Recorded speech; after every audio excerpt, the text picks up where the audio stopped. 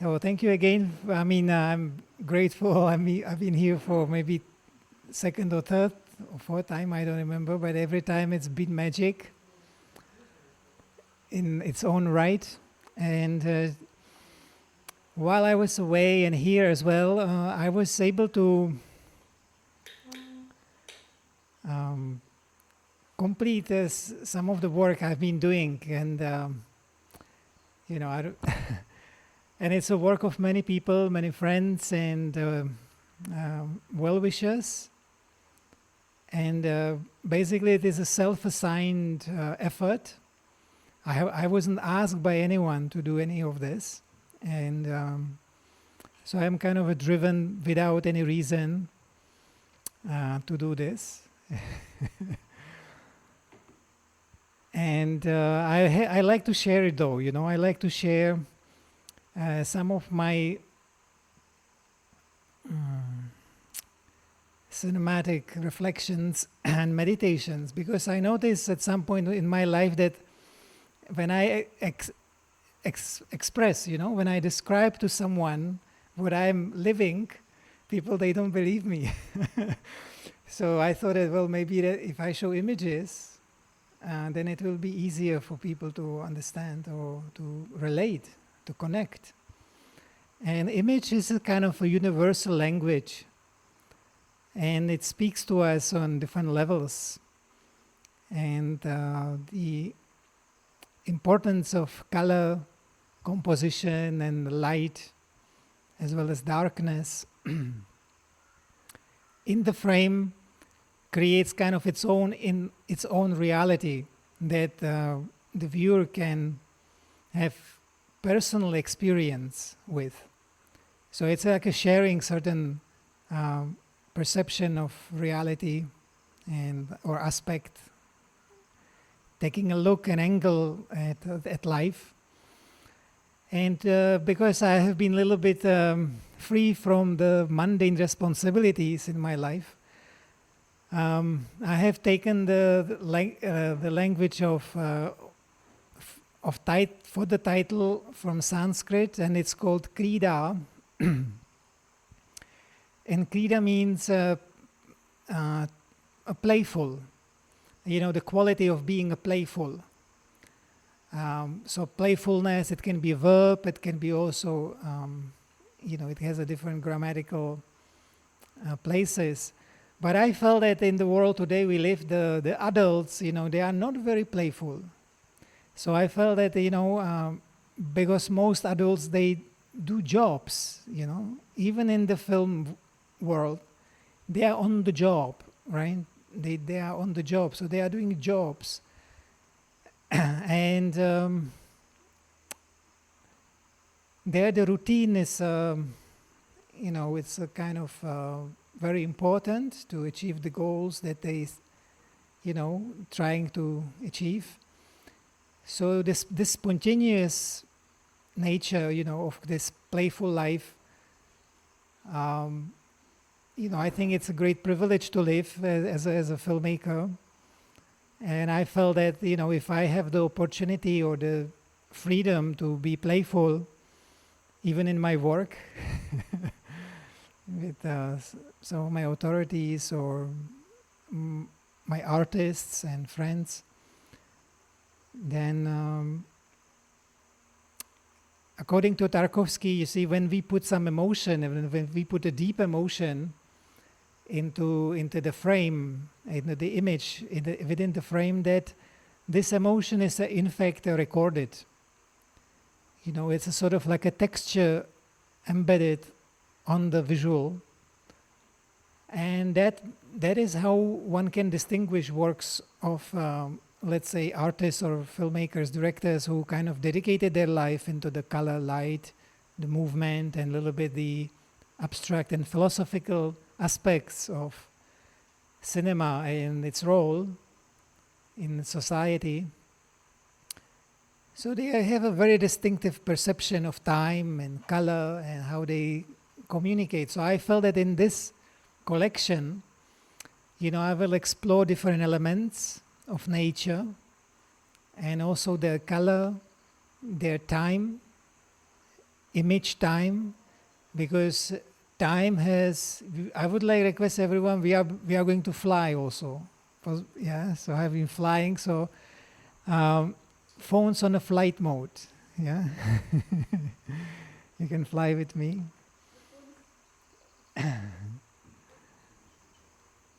And I've also wanted that this journey, this sort of journey without reason, will be also healing for me. Will sort of a little bit help me out in understanding myself, you know. And so the subjects I have been looking at, they have been intriguing me. They have been kind of, possessing me. I have been like possessed by those subjects that you will be seeing. That I have become like their disciple. And by becoming this disciple of my own subject, I was very glad to, live in the communities and participate in the living traditions in India, in spite of the, the pressures that everyone has to undergo. So this artistic element, the playfulness, it's a sort of like essential and very much disappearing, and especially with the advent of this pandemic, this little one, virus, which became greater than Olympics.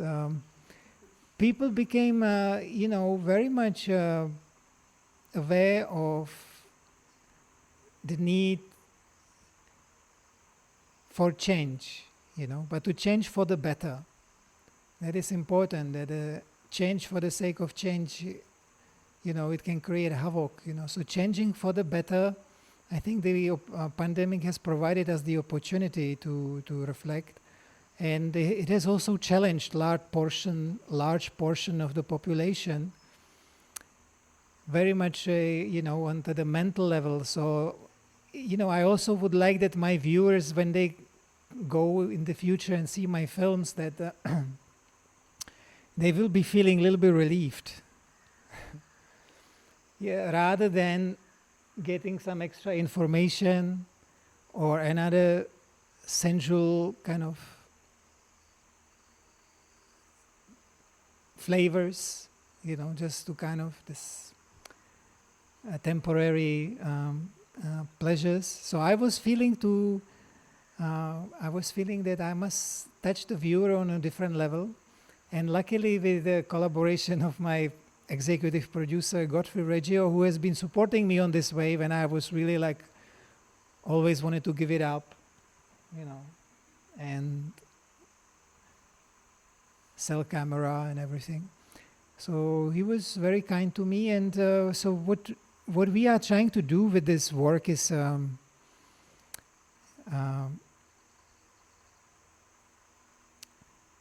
to create, like Tarkovsky said, that there are two types of filmmakers. One type is that they imitate reality, they imitate the life around them, and then interpret them in a different way. And then there is a second type of filmmakers that they sort of creating their own inner life or inner world for the camera. So I think, I don't know, but I think I belong to that category, that I'm trying to create certain view into my own inner world, and at least the best of it. And India has providing me very, very much beautiful subjects. I was just now in Sri Lanka for 5 months and editing, in fact, and very much different culture, Sri Lanka. Strong Buddhism, Theravada. And so India is, we are very lucky to be in India. So I think there will be enough of talk now. And yeah, like I said, it's up to you really how you receive the films. It's more like what you bring into the experience that you receive. So what you bring in, that you will get. So in the spirit of Auroville, we have no expectation, although to let you know that I'm more like I'm trying to deconstruct in a way the representation of modern cinema. You know, we are working almost like against the mainstream consumer narratives, and so we are trying to sort of show people how to engage with the medium in different way, you know, more creative, healthier, so the audience also benefits on the psychological level, on the physical level as well, and on the psychic level, on the spiritual level, you know, to offer some peace and hope and joy, and also gladness about you know, who we are, and we don't need to be better or the best. We are just what we are, and so cinema has all this beautiful potential to do. So on this note, I will hand over the machines, the different magic of the modernity, and we will enter into the world of playful imagination, and in the between I might have a little intervention. I don't even know in which sequence we'll be playing it, but it is a collection of about seven films. We may show the bonus of Gotipua. If there will be little time left, I have the shorter version. Actually, this is one of the maybe collaborative inspirations that I can share. You see, initially this project I was always working that this will be a feature film. But I'm on my own. I have friends and volunteers, you know, who are helping me all over the world. So I felt that, you know, feature film, even if I make a feature film, it will not be strong enough, as a feature film needs, you know, when you see the credits after feature film, you know, this is like hundreds of names. This is a big teams. So my producer Godfrey and I, we were kind of thinking whether it's a good idea, and then we decided, look, you know, why don't I break that feature film into smaller films and make 6, 7, 8, 9 smaller films which will be functioning. You can imagine it like a music album. We used to buy a music album, now you can download music album. You have like maybe 10, 12, 16 tracks. So each of the track is slightly different, but it complement each other, even the sequence.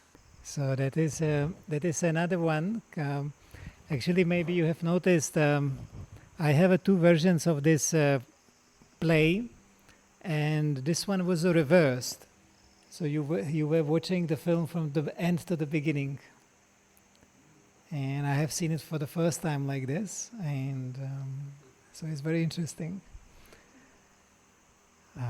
The music was, of course, the same direction, just the image I have for today's session did the reverse. So now we can move on.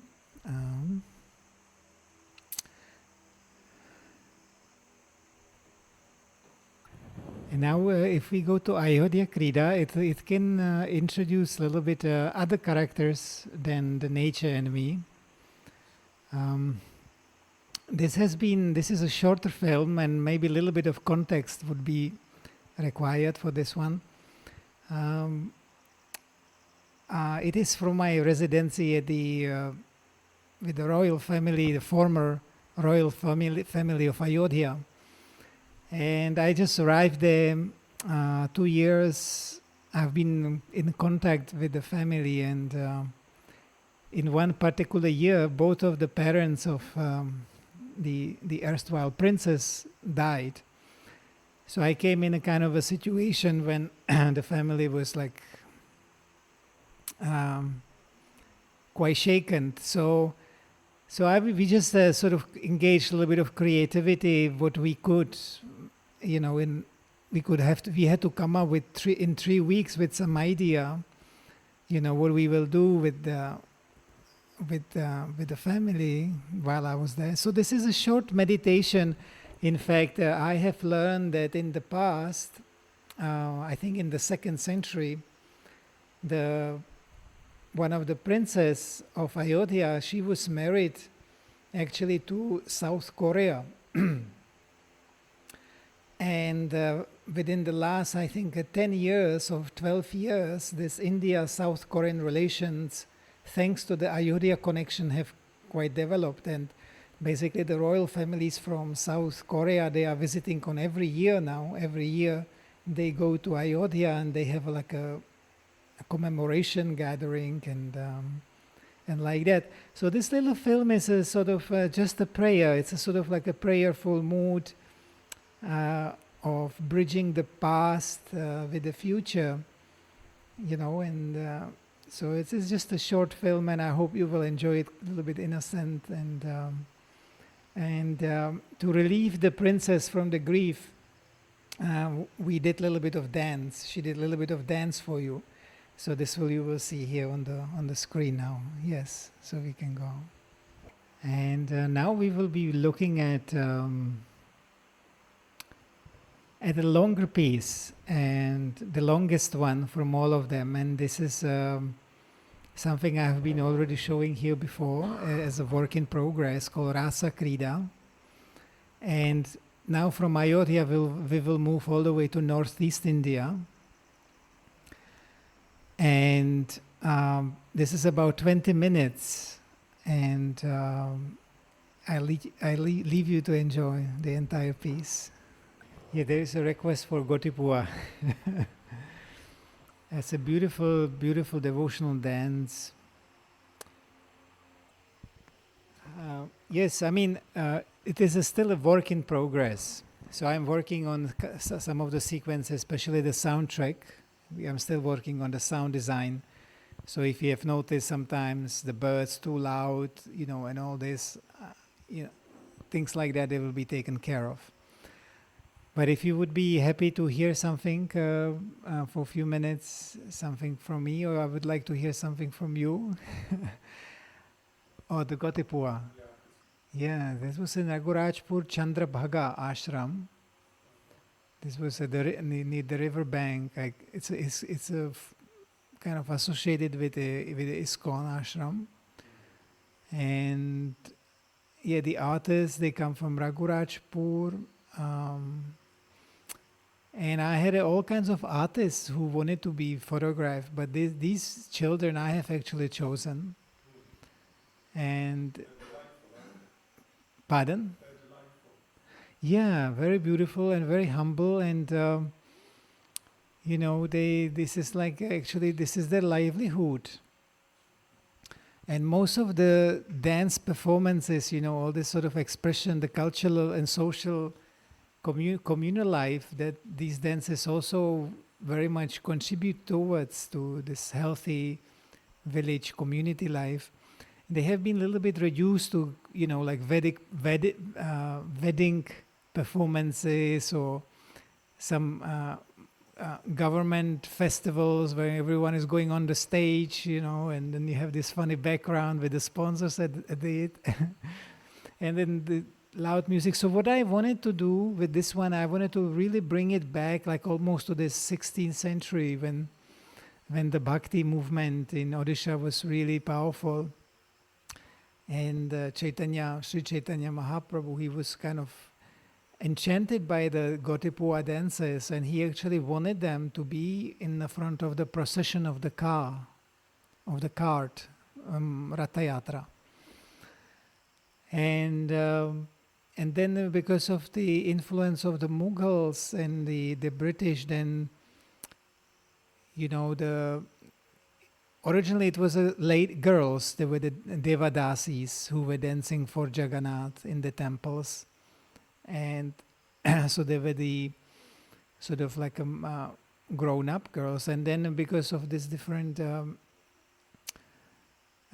colonial machinations and abuse of, people and gender, this and that, then they decided basically that the girls will no longer perform publicly or for Jagannath, the communities, but it will be small boys who will be dressed as girls in order not to be, let's say, abused by, the hierarchies there. So yes, it is a wonderful, wonderful performance, and I was working with the artists, and I was looking like for about, I don't know, maybe 2 weeks. I was looking for locations, just to find these sort of locations. We were driving around on motorcycle in a tuk-tuk to every village just to see some beautiful touch stone roof. And nice rice painting on the wall, and few houses still have this little bit of little platform, and these Gotepua dances, they are invited. In fact, these dancers, these children, they are invited for even family functions. So it is like a kind of amazing event even for the family on which property this dance is being performed. So we were very warmly welcomed when we proposed to the family. We just came, if tomorrow we can come, and we were just praying that the weather will be beautiful, and it was good, so all kinds of considerations like that. And I had a I don't know, I wanted to shoot during the sunset. So we have to travel all the way, gather everything. Then we have to come and prepare everything. And then for the photography, the light is going so fast down. It's just like within half an hour from 5:30, and then at 6 or so, it's already dark. And in my work, rarely I use artificial lighting. That was only in the temple in Ayodhya, because they did not allow me to switch off the lights. I asked, and the pujari there, he was like, no, we want this, So I believe that this, I'm convinced that the natural light has a little special effect. It's a very beautiful effect, and it doesn't need commentary. I'm happy when the audience is making their own commentaries, and maybe not even now. There is no need for some intellectual explanation even now, what has been seen. I'm just lucky that I'm having access to these locations, and I have the will to play with the camera and search for the settings for particular scenes, which requires specific settings, because I don't have my own lighting, so I'm just like this. And but I enjoyed very much. I did enjoy the work on this. For me, it's just a little bit frustrating, a lot of the computer work. And I would be really happy for an editor, so I don't have to edit my works. This project, I hope to finalize it this year.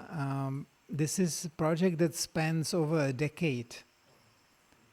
So I have used maybe 4 or 5 different cameras, from DSLRs to Nikon, Canon, mainly DSLRs.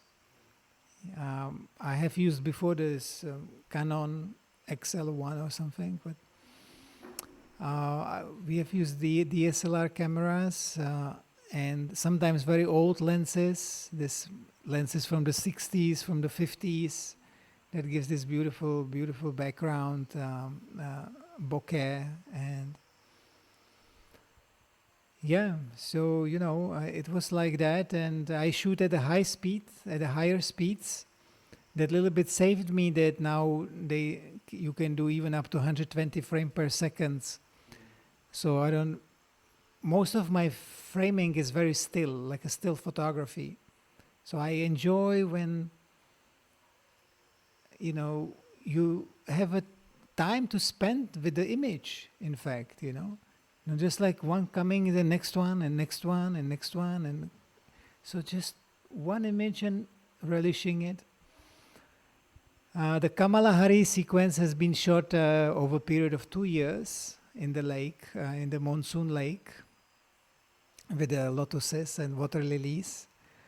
I spent 2 seasons there, and there I had a camera just on my shoulders, like a small handy Steadicam with a macro lens, and I was just like this in the water, completely, naked, in fact. But, snakes around me, and this mood and this beautiful water release. Again, I have become like the disciple of the water release. When I discovered the lake, I didn't even plan that I will be photographing them. I discovered the lake just by chance. I wanted to swim, so I asked everybody, if there is any lake around, some water. I want to just get a dip in Maharashtra. So searching, found this lake, and after a few days, I was thinking, this is just incredible, This was just God sent. And then I could not leave the place, I was there every day. Yeah, Naga Krida, yeah, that is my favorite. That is a very amazing. There is the footage all the way from 2011. Actually, some of the footage I did not use for Rasa Yatra. I have used for the Naga Krida now. And yeah, I mean, I was so lucky to be in Himalayas at that time, where they were not so much destroyed yet, like in terms of the modernity and construction things and lighting everywhere, I mean, even in Yamunotri, in the previous film, I had to go to the municipality, to the villagers, and ask them, can you at least shut down the light? There was all the whole night's lights everywhere, engines going, the hotel. Well, they did it for me. They said, okay, by midnight, only from midnight you can come and shoot the stars. So actually, all of you, all this photography has been really much painstakingly, created against every possible obstacle you can imagine. I had. Yamunotri, there was one that was there, and so since then, I have become so tired of talking to people about lighting. Then I just decided I will just go to forests, jungles, and deserts and oceans, so I don't have to deal with people and talk about them, about lighting, with them, because it's almost a religious situation to ask to be light switched off. People, they almost lose the sense of identity and grounding. They think that this is something really weird, and also there is a sense of danger, that the person, like, I'm inviting some danger. I want to do something, there, some harm, to break, to steal, just because I'm asking for switched off light. So people are not aware of light at all. So cinematography and photography actually brought me to this idea of, using it more as a medium for people's benefit, because for people to become conscious of light and how light impacts our life. And in fact, I would like that. People, they do their adjustments at home, and they are not like enslaved to this industry, the lighting industry, what you can buy in the shop, all these sort of spotlights and hot, all that. But to create your own beautiful lighting at workplaces, at home, and you come home, you have a beautiful light. Immediately you feel meditative, relaxed. Really, light it triggers many organs in our body. Actually, a lot of the organs are connected to the perception of light. Like sound sometimes gives us impulses and signals, so we act, right? So light gives us many unconscious impulses that run the body. And the cycle of day and night, we have the circadian rhythm. And all of this, so this artificial lighting, this overuse, like this, we have created society that overconsume anything, right? They overconsume anything, whether it's rice or alcohol or whatever, light. Anything is overconsumed. So it leads to this sort of unhealthy situation. So I believe that I'm convinced that light will be the future of medicine. The light therapy, color therapy, understanding our personality and our behavior patterns, and adjusting them accordingly to benefit to consciousness. And when we read, let's say, the writings of our spiritual authorities or our guides, you can say, they were not in the situation like we are now. I found that in ISKCON you had a Swami Prabhupada, here we have a mother, or Sri Aurobindo. So, Sri Aurobindo, or even mother, in the 50s, in the 60s,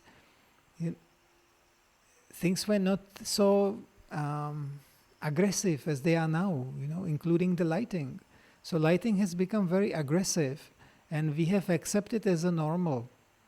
So this aggression, and all this misuse and abuse of light creates inflammation in the body of different organs, and inflammation. I've been just, talking with Punacha Machaya. He's the CEO of Chopra Foundation, and Deepak Chopra just talks about this connection between inflammation as a health condition of many people.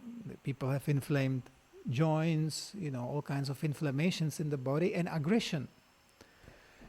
So if there is an inflammation in the body or inflamed mind, there will be natural aggressive tendencies. So Deepak Chopra now proposes that the cure for anger, is to first cure the inflammation which is in us. And light contributes to it a lot. So to spend time on daylight is very important. To let things go, and even if we engage with the world and with the things, it's just like not too much, not to get too much involved and attached, and so to be free and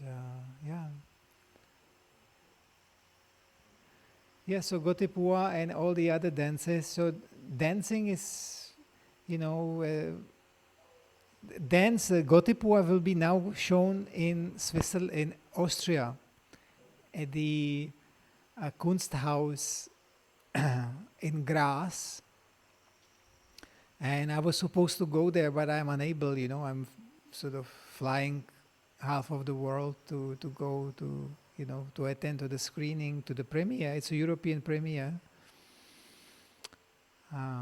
So I'm European premiere. Yeah. It has been shown during the 2021. There was a global mental health summit. So it was like one of the pieces that represented India there.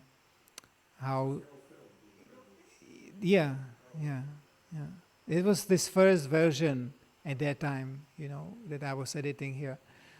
This one was the second one, and the third one, it's a little longer, and there is some more dance, more of the Gotipua dance. I had more room. Yeah. So I would like to encourage everyone, to be aware of light. And even if you're at home and you have a glass windows, and you have this morning light breakfast coming in or something, still even your glass is filtering the light. It filters out all the UV wavelength, many other infrared, etc., etc. A lot of the information from the light is extracted just by the glass itself. So just being in a room which is full of glass and thinking you are getting the sunlight, it's actually also an illusion. You get something, but not the full spectrum. And since our ancestors, and even myself, I grew up also under natural light. Mostly we were just running around, but then later we are closing ourselves. Yeah, that was the last one I was doing. Oh my God, it took me so long, and I did this now in Sri Lanka, and I wrote to a friend of mine, a friend of mine of Navang Kechok. He was a famous like a player. He just recently departed, and Navang Kechok. Yeah, he died. Yeah. So his friend Peter, they made this beautiful song in a beautiful valley from the album Dance of Innocence. So I put it on my timeline, and I told him, look, this is just working as it was composed for the film. And he wrote me, I really like the pictures and everything, and feel free to use the song. And so I told him that even when I lived as a monk in the monastery, in the evening I would listen to Navankecho, his flute playing and this and that, So I told him that at that time I was brought to tears, and by this music. So I'm feeling very fortunate to have it now on my film. And the second part, there was first you had the Rama, Sita Ram, sort of in exile, in a playful way, with the assistant and Lakshman. So I was just thinking, you see, these were my dreams actually when I was living as a monk. I had a lot of dreams. I was dreaming Rasa Lila, I was dreaming Sitaram, I was dreaming Lord Shiva. I had all kinds of dreams. So I felt, I would love to, and if when I come to this country like Manipur, and you have to imagine Manipur has all kinds of difficulties, right? Political, economical, there is a lot of heroin addiction. So it's a kind of very rough place, although it's such a beautiful culture there, right? So I have visited for the first time Manipur about 2004 or 5. And at that time there was civil war. And the only way I could travel was with a company of 4 foreigners, not individually. We could not enter individually. Anyway, what I wanted to say, this is a long story, that in Manipur, when I came for the first time, everyone was just so amazing, and so to get people to perform and to do things just out of love, not as a job, everyone did this for free, out of love. I was just providing, the transportation, everyone refreshments, this and that. But I was not in position to pay anyone. So all of what you have seen has been just done as a community work, basically. And their parents were supporting us. And I had a casting in one school, associated school. So we did the rehearsals for about 2-3 weeks of the dances. And then we just went on the locations, when they didn't have exams, so they were free. So everyone is naturally very much artistic in these places, like in Bali, the girls from the childhood, they are they can really express the inner world through movement, through poetry, through singing, much more naturally, than in the Western countries, for example. So you don't have to have some specialist dancer just to dance. Anyone can express, their love and devotion through dance, because it's so much ingrained in the cells. So that's been amazing, and they were so happy to go out and do that, to go to waterfall. When we came to the waterfall, it was full of garbage, Coca-Cola, your chips and everything. So we spent the day before just cleaning up the entire site. We took the bags, put all the bottles, all the plastic, all the garbage out, and prepared the site. And everyone was helping. We were just like a family, for about 1 week we were shooting like this. We had our food box, and on a location we were preparing the thing. All the props we brought, we got up at 4 o'clock in the morning, 4:30 in the car. Yeah, it was just amazing,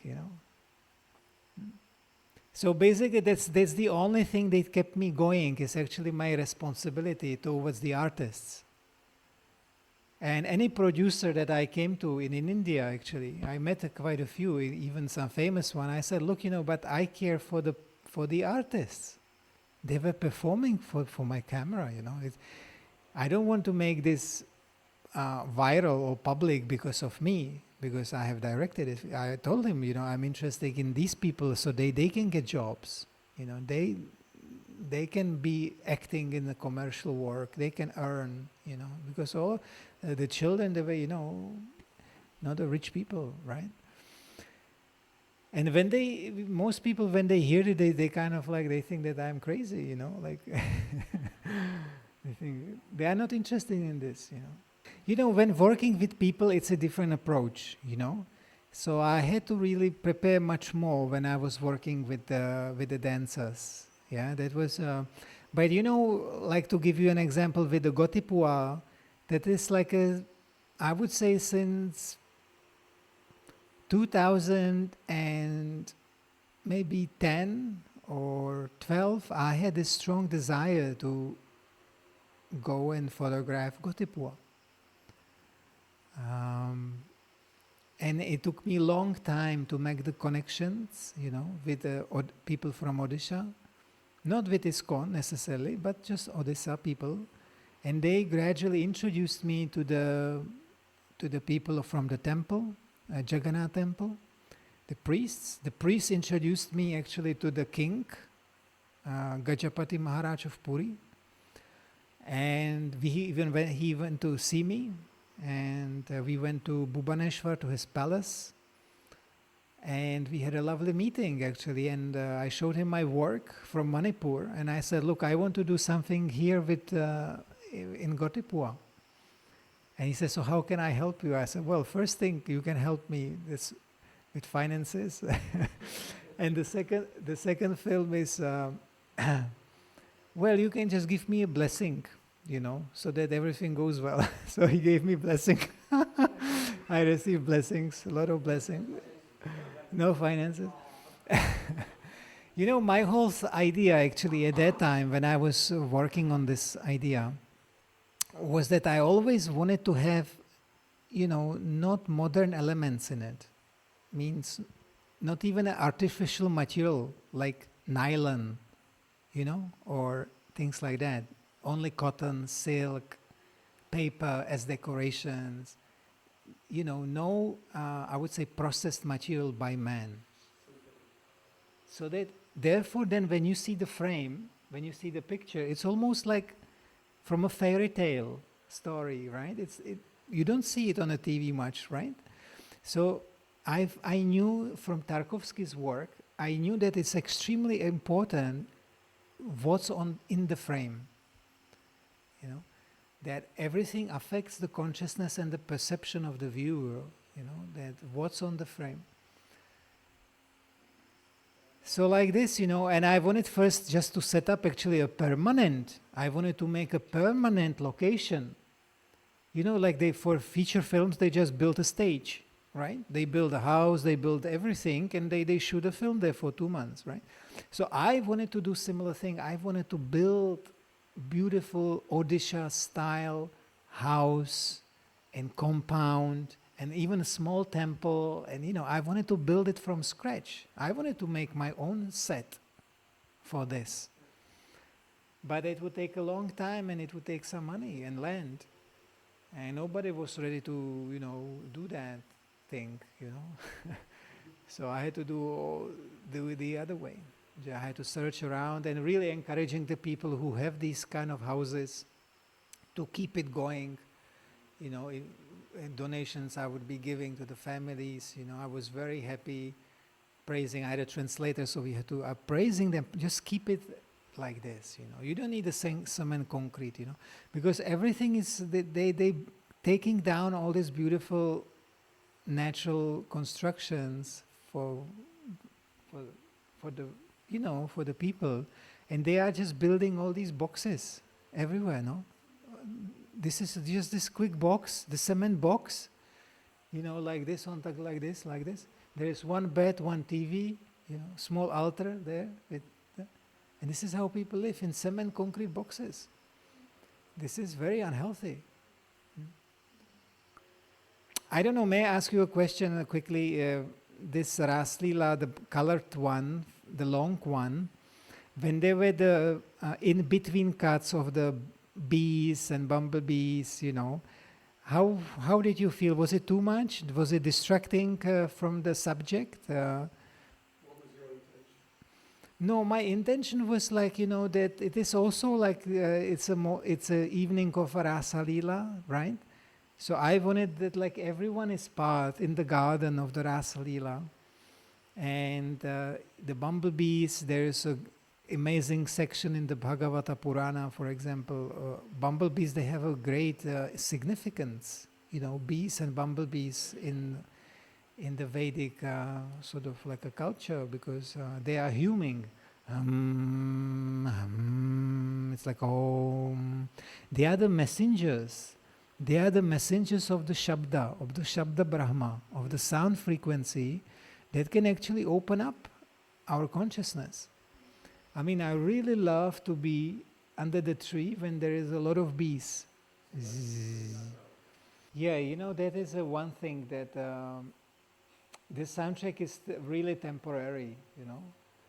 I mean, when I was attending the Ras Leelas in the temple in Manipur, the music that is composed is usually very high pitch. You know, the ladies, you know, they sing very high pitch tones for the temple performance, yeah.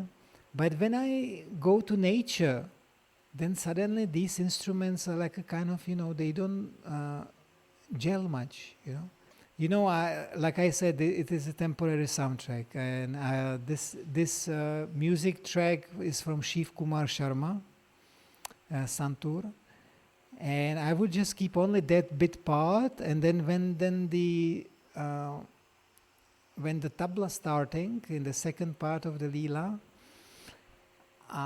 yeah, I would like to do something there. Yeah. So basically, the finished soundtracks is for the Naga, that's for the mountains, and it was a little bit loud at some point there, so I have to adjust it on my timeline. The fire sequence is almost done, you know, just with we were recording this with my friend, she's a fully Bradarian, and she was playing these beautiful balls and the crystal kind of tubes. So I thought that it was kind of in the beginning. I don't know how did you feel about fire Krida? And water, that is my friend, the musician Maok. He's from Czech Republic. And yeah, I saw that was really good, and it was working, and there was a gradation, there was a progress of the intensity of the water, the color, the music was really working well. I would be interested even to have an experimental sitting, like if you watch, for example, the water lilies. I mean, I have used, like in some sequences, I am using sometimes backward and sometimes forward. And then I thought, let me make this whole short film backward.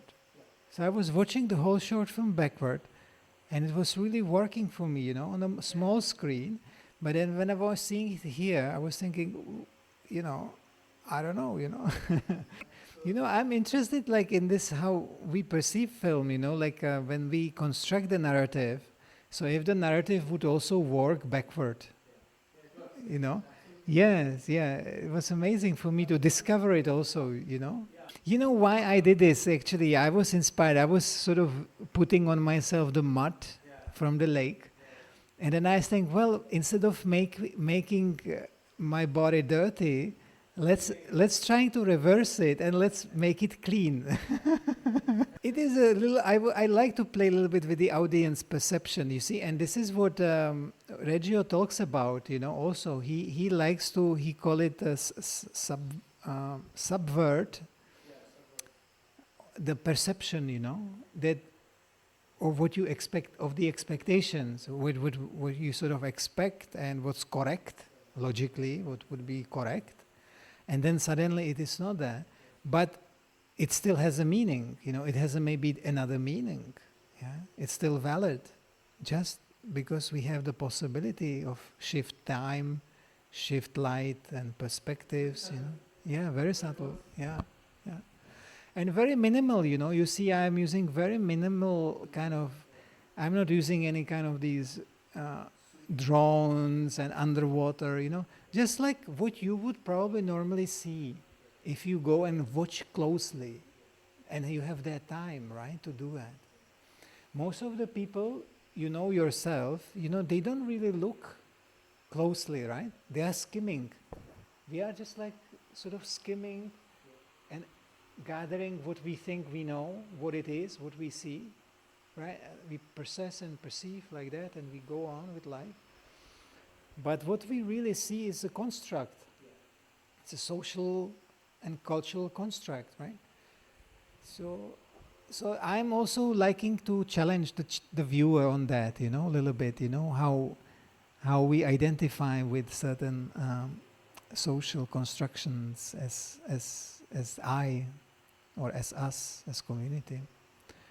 And also bring the relief, to like the liberation from the identification, yeah? So once it is finished, once it is polished, then I think it will be good. And now it's a little bit wild because I was in the wilderness, I was in the jungles, and I'm really editing under extraordinary circumstances, no? Some of you who know me, where I live or something, you wouldn't believe what I'm going through with this. And but I enjoy it, I love it, and and for me it's just like a kind of, so it's relevant. It's relevant for now as well as for after. Like when we will not be here anymore, what people will be watching, no? So it's important to leave something for the next generation, something which is not burdened too much by the present problems. So I like to basically transcend a little bit the contemporary, madness, and really focus on the transcendental subjects. And in that sense I'm feeling myself more secure, safe. We should, I don't know how it is, maybe you can share with me, but to surrender to the transcendental, it's ideal, right? It's very good.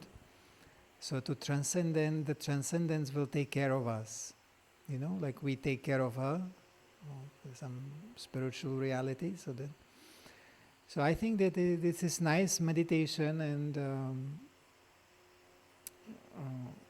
to maybe close this evening. And I'm happy that it is on Sunday. I think it is better than on Saturday. Even coming here, it was easier, no jam, no people rushing in and out. Saturday, 5 o'clock, everyone is just like, ah. Yeah. So we didn't see the Kumbh Mela. This is very masculine, I must say. I spent 1 month at Kumbh Mela camp at 2013, the Mahakumbh. And I did not have the strength to do anything with the footage. Just again, in Sri Lanka, I found some extra time to review it and wrote my composer, and he's interested to write a piece. And it's in black and white, and there are interesting things down there, Ecological message, and also anarchic message, and yeah, maybe on the next occasion. Yeah.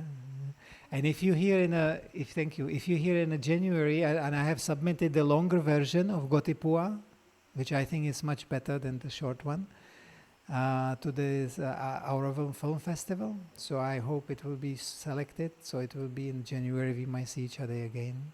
Yeah. Yes. So thank you very much.